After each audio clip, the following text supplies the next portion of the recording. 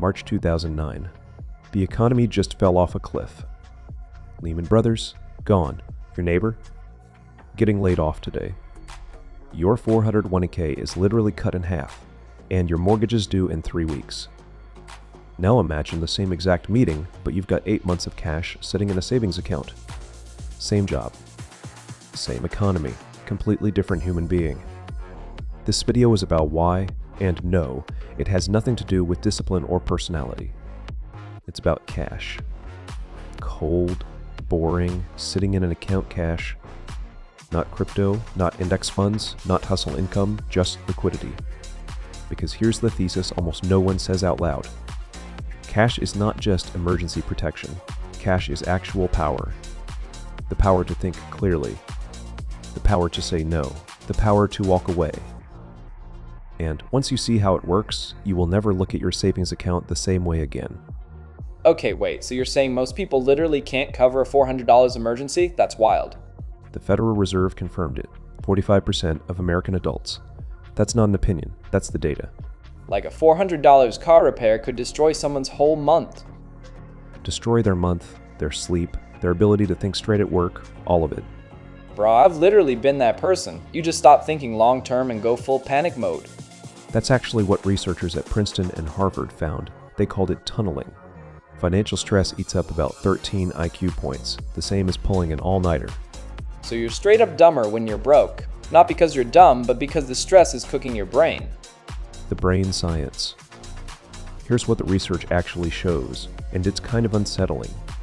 Princeton and Harvard studied farmers in India. Same people, same brains, twice a year. Right before harvest, cash was tight. And their cognitive test scores actually dropped.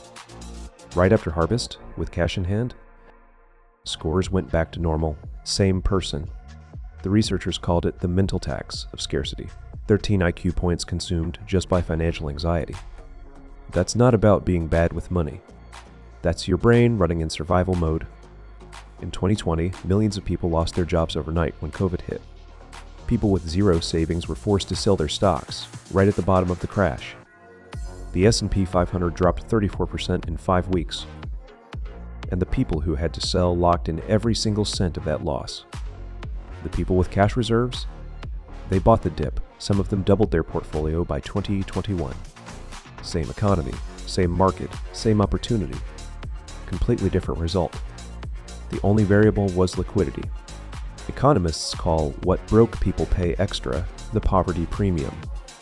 No cash means higher insurance rates, worse credit terms, no bulk discounts. You literally pay more to be poor.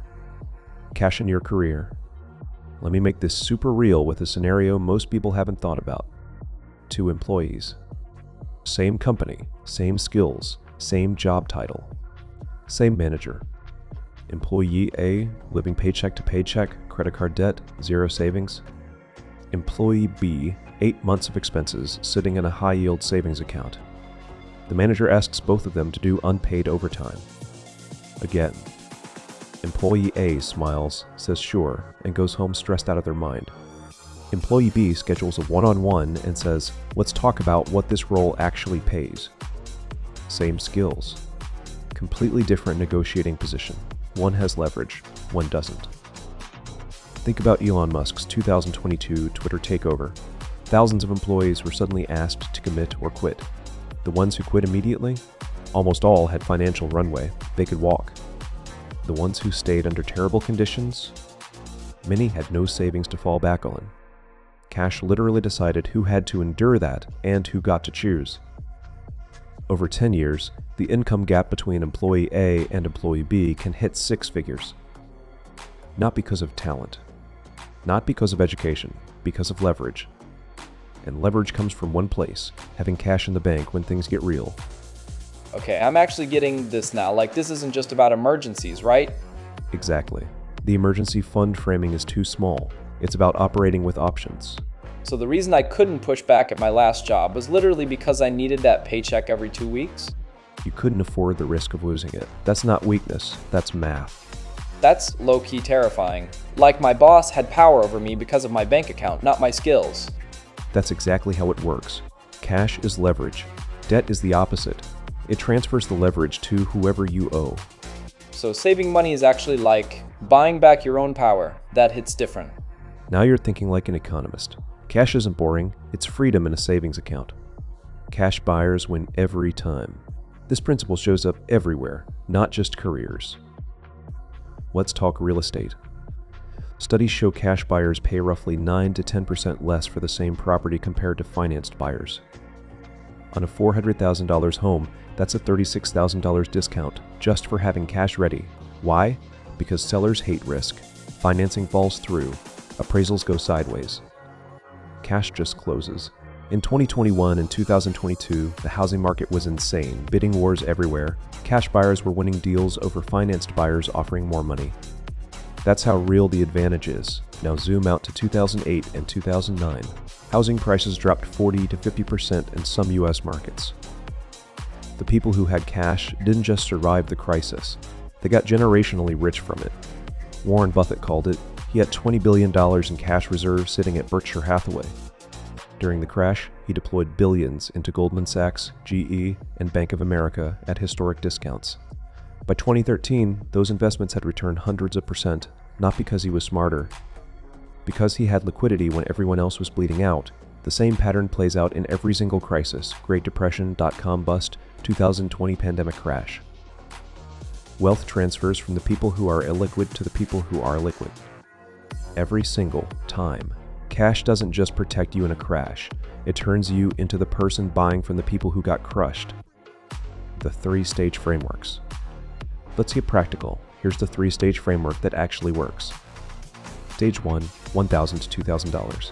That's your minor shock absorber, a flat tire, an urgent care visit, a surprise utility bill. You stop panicking over normal life stuff. Stage 2, 3 months of expenses. This is real breathing room. A job loss becomes a problem you manage, not a catastrophe that destroys you. Stage 3, 6 months or more. This is where everything shifts. You stop playing defense. You start playing offense. You negotiate. You say no. You wait for better. Park it in a high-yield savings account. Right now, you can get around 4 to 5% annually. Automate it. Separate bank. No debit card. Accessible in 1 to 2 business days, but annoying enough to not touch casually. This is infrastructure, not investment.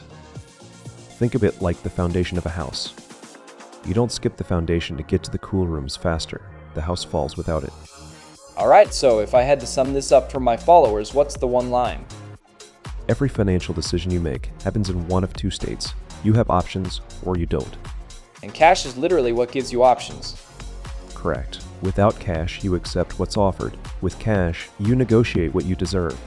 That's why broke people don't get raises. They literally can't afford to push back. It's not about confidence or mindset. It's structural. Change the material condition, the behavior follows. Bro, I genuinely feel like I've been living on the wrong side of this my entire adult life. Now you know. That's the whole point of this channel. Knowledge first, then the system works for you. The economy doesn't change based on what you want, but your position inside it? That changes the moment you build liquidity. Every dollar you save is a dollar of leverage in your job, your deals, your life. The question was never, do I need an emergency fund? The real question is, do I want to operate with leverage or without it? If this changed how you think about money, subscribe, because this is just the beginning.